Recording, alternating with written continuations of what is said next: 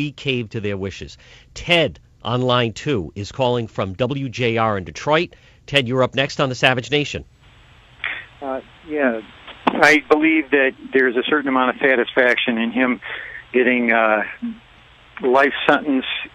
Preferably, he'd rot on death row. But his whole thing is to be a martyr, and he sees some satisfaction in it. So if he has to sit in jail for the rest of his life, I didn't know that he might get the kind of treatment you were saying earlier. As far as being a hero, I didn't think of that. But the fact that he would not be able to have the satisfaction of being a martyr might be a nice thing. Yeah, but, thank you for the call, Ted. But what about the fan mail they get? What about the fact of how their privileges keep getting extended? What about the fact that, you have these nuts that write to these people in jail? Don't you agree? Listen, this was an act of terrorism. Les is listening to, is on line 7, listening to WABC. Les, you're next up on the Savage Nation. Hello, Les. Yes, sir. He took a life must be taken. He earned a paycheck. That paycheck is he took a life must be taken. Until this nation starts learning the purpose of justice, nothing will ever change.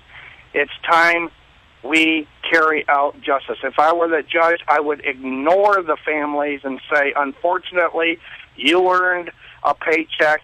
I'm not a cheat. I'm going to pay you. You've earned the death penalty by taking a life. Your life must be taken. This is unfortunate, but that is justice. I thank you for the call, Les. I agree. Let's go to line 3. Barbara is in Connecticut listening on WDRC. Barbara, you're up next. This is John DePetro sitting in on the Savage Nation. Hello, Barbara. Hi, John. I think that there are 3 things that could happen here. He could get clemency from Obama, which would be horrific. He could also marry when he's in prison and foster, sire children, which I believe Ted Bundy was allowed to do. I agree with you on clemency from Obama. 1-855-400-7282. This is John DePetro sitting in for Michael Savage, and this is the Savage Nation. This is the Savage Nation. This is John DePetro sitting in for Dr. Michael Savage, inviting you to be part of the program. You can just call up and dial 1-855-400-SAVAGE. 1-855-400-7282. Don't forget, visit our website. It's michaelsavage.com. And remember, right now, you can pre-order the book, the new book coming out from Dr. Savage, Countdown to Mecca. It's available right now. You can order it online at michaelsavage.com. It doesn't come out till May 12th. Perfect for Mother's Day. Go to the website, order Countdown to Mecca. Well, not only does the war on terrorism continue, but the story that was on the Drudge Report. How about cameras placed along the Texas 1,200-mile border with Mexico have captured the stream of illegal immigrants sneaking into the country on a daily basis. Network of more than 1,000 motion detectors, similar to those used to film wildlife, have been placed strategically in areas that have not been secured, where Mexican citizens can cross and evade capture with ease. They helped border guards apprehend nearly 30,000 suspects, led to, ready for this, 88,400 pounds of drugs being seized as part of Operation Drawbridge. And if you could see some of the photos, folks, I mean strolling across the border, drugs, guns, no one speaks out about it. Daily basis. Coming across like they're going for a stroll. We're the leaders to speak out against it. And we're the leaders that continue and need to speak out against terrorism on the country. Big story this hour is the parents of the youngest victim of the Boston Marathon bombing have spoken out saying that they are against the death penalty for the Boston bomber. Should that have any impact on the government going forward in the penalty phase to give the death penalty to Joe Carsanaya? I feel for the parents, the Richards, losing their little 8-year-old son, but I don't think it can, because, as I said, don't you view this was an attack on everyone? It happened to kill the victims that it did. It's horrific.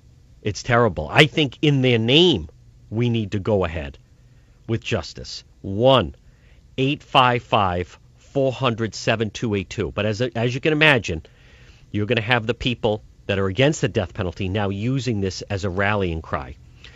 Chris on line 2 is calling, listening on WJR. Chris, you're up on the Savage Nation. Hello, Chris. Hi. My whole thought on death penalty is that they have never convicted an innocent person. I'd be for it, but it is a fallible system that is not imperfect. And you kill somebody, you can't take that back. You can't pardon someone after you kill them. But Chris, in this situation, Chris, number one, we know it is definitely this person. And Chris, number two, you can't name in the last 50 years, unless you want to try, name for me one person that then, after they were put to death, we've learned that we put to death the wrong person, right? Okay. We know for sure that he did it. Where they showed us the camera footage before and after the explosion. So where's the camera footage of him dropping the backpack and then walking away? All we ever see is that he's there. You have some doubt as to whether or not he was part of the bombing. I think he was a patsy. I really do. There was a lot of weird stuff that happened that day, and everybody needs to go to Infowars.com. Yeah, he didn't. He in no way, where Chris is incorrect, at no point has he even tried to say that he didn't do it. As a matter of fact, they even admitted he did it. And instead, they said he was just under the influence of his brother in launching this terrorist attack. Line 5, Craig is listening on KWQW in Des Moines. Craig, you're up next. This is John DePetro on the Savage Nation. Hello, Craig. Yeah, hi. Thanks, John. I'd give these parents any opinion they want, but that shouldn't have any bearing on what we do with terrorists. These people have declared war on us. We're not smart enough to declare war back on these people. If this was a war under Geneva Convention rules and things, we'd take people like this, after we got the information out of them, non-uniformed soldiers, and we'd put them up against the wall and shoot them. And we really should do that. This probably is what should have happened at Gitmo. Take them somewhere, get the information we need, and very quietly just get rid of them. Don't give them the attention they want. Don't give them this big platform to spew their Islamic or whatever hatred is. You know what, Craig? Almost like, thank you for the call, Craig. Almost like, look what they did with Obama, which was, not Obama, excuse me, with Osama bin Laden, where right after they took him out, they then immediately dumped him at sea with what they did with Osama bin Laden. So I agree. Now, in this case, they can't do that. Certainly, the circumstances are night and day. Went through the whole trial. It wasn't even that necessary to me. But I think you're going to see more of this coming forth in the country. And in their mind, these parents, they feel that their life won't be able to go on until this guy is then just drops out of the news. But I don't think it would then go out of the news. Marcus is on line 8, listening on WMAL in Washington. Marcus, you're up next on the Savage Nation. Hello, Marcus. Hey, good afternoon. Good afternoon. Hey, I'd like to just agree with you about this particular crime has not only affected that family who lost their son, and I sympathize with them, but it affects everybody. And I don't believe that they have the right to voice their opinion in this particular case, of course. But to push to change something like this, to say we shouldn't execute this individual, they don't get that luxury to take away a tool that the criminal justice system has set up to deal with people who murder others, in this case terrorists. They don't have that luxury to do that. And their opinion should be taken, obviously, but should carry no weight in regards to how the law is enforced and the death penalty is used. And that's all I have to say about that. Thank you very much, Marcus. Folks, 1-855-400-SAVAGE.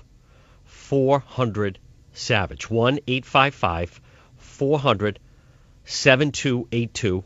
What about people in the New York region? What if there had been one or two of the hijackers that had survived on September 11th somehow? some kind of a miracle where they survived. And then what about if family members of some of the victims of September 11th came forward and said, or even the Pentagon, and said, I'm just against the death penalty. I think we should spare them.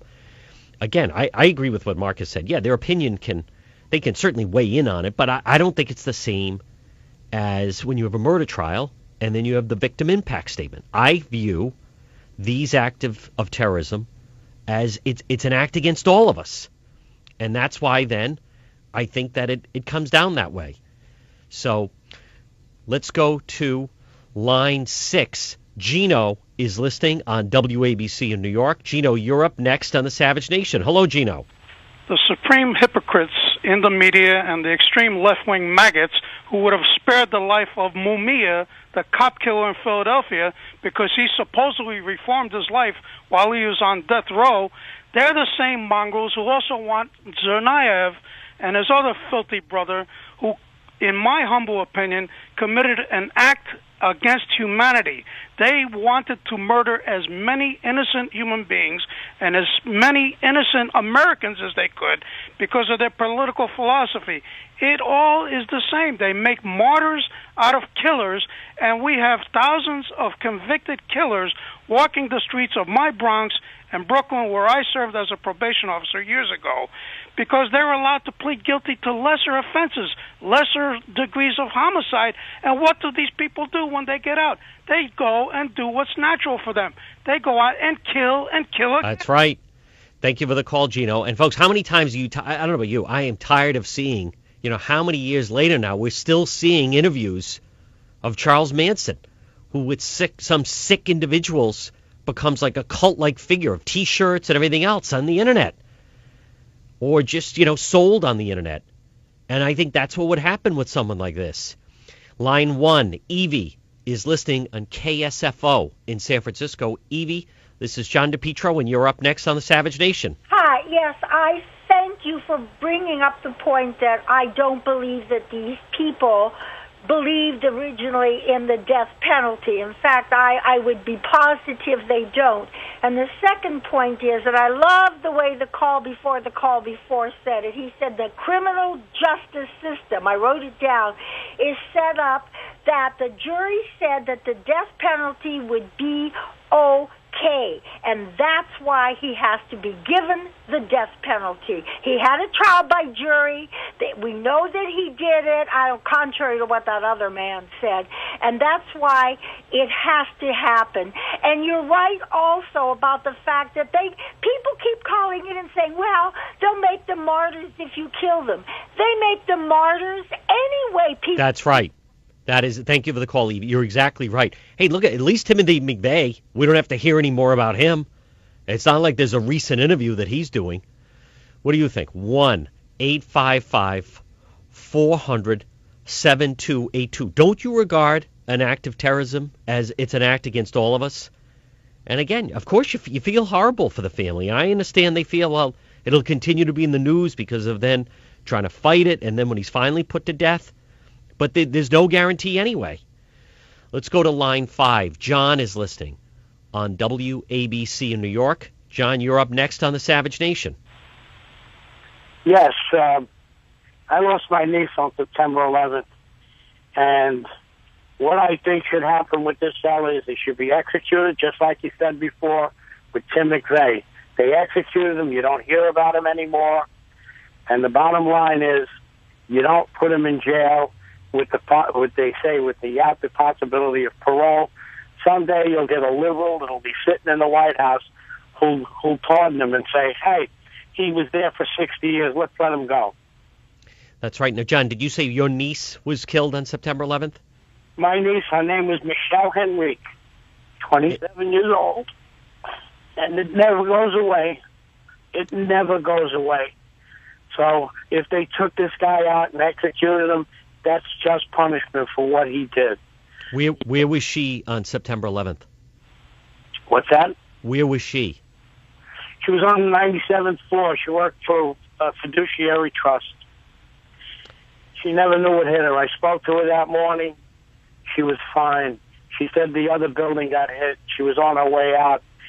People, when she told people when I called her that the building had gotten hit. There was the other building, Uncle John. She told people